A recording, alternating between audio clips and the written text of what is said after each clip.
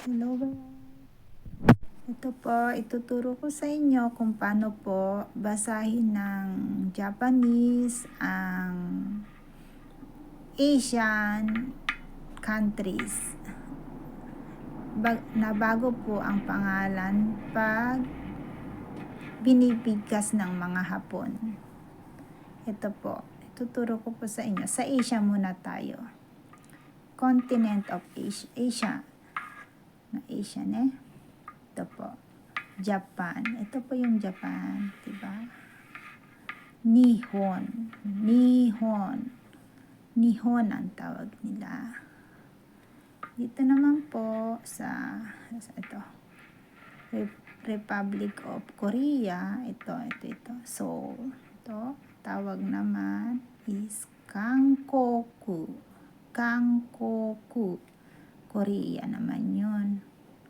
Dito naman po sa China, ito, Republic of China, kasama na ang Taiwan, Macau, Hong Kong.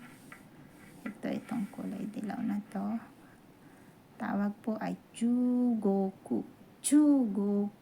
Diba? China.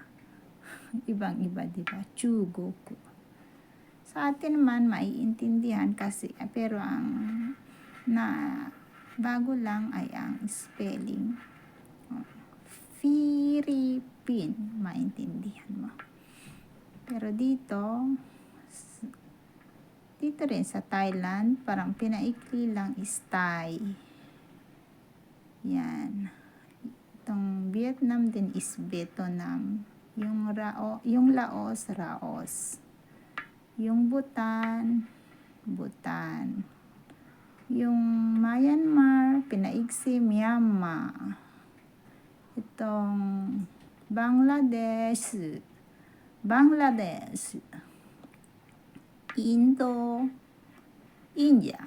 Indo ang tawag nila. Nepal. Diba? Pakistan. Afghanistan, ganun din. Walang pinagkaiba. Iran. Ito dito. Yung Turkey, ginawang Torko. Yung Saudi Arabia is Saudi Arabia. Yan. Ano ba to? Bahrain. Yung Bahrain is Bahrain daw. Bahrain. Dito pala ang Bahrain, no? UAE, Arab Emirates. Arab ang tawag. Qatar. Yan. Dito Asia po yan, ha? Asia. Continent of Asia. Ito, Armenia. Walang pinagkaiba. Ano to? Hindi ko makita sa sana. Bajan? Sandali nga. Bajan. Asan yan? Hindi ko makita. Basta, yan na yun. Kazakhstan, wala. Ito. Kyrgyzstan yan. Yan, hindi. Siguro pinaikli lang din. Tajikistan. Yan, wala naman pinagkaiba. Itong Mongol, wala din pinagkaiba. Ay, yung ru lang.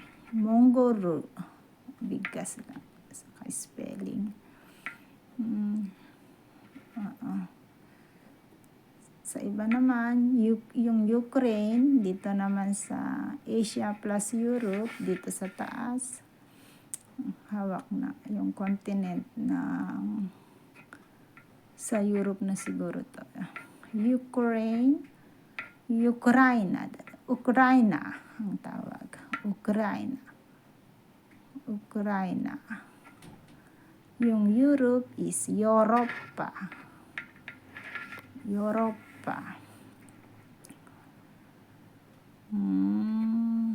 Wala naman pinagkaiba. Ito France, Spain, wala din. Yung Russia is Russia ang tawag. Asan ba? Nasa taas yung Russia. Ito, Russia daw. Russia. tawag. Okay? Yung Indonesia, walang pinagbago. Salamat po. Yan na yun. Kung may mali pakicoric Malaysia, okay. Brunei. Dito yung Indonesia.